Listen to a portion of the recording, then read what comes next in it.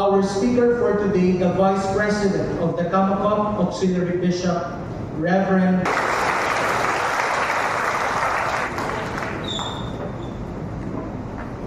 So all these 79 years, a message, the lessons about the faithfulness of God that sustained this alone.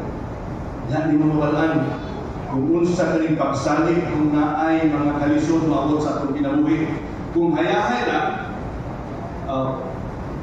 di kayo mo ma-experiencehan. Di mo ma-appreciate.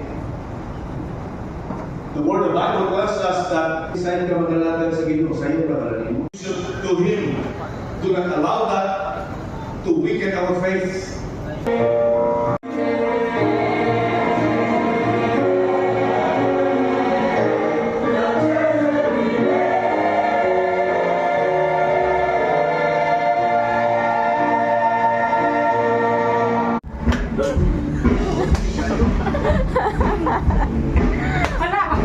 Energetic ba kaya mo ang chef?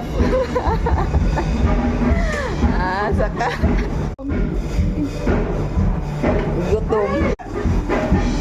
Napod rin mo mga chef.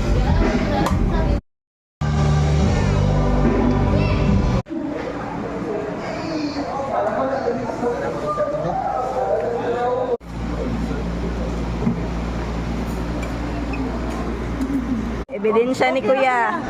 Okay na kuya. Sabi ebidensya niya. Nakikiyasa niya. Mag-video. Kita makisan. Banat. Time lapse.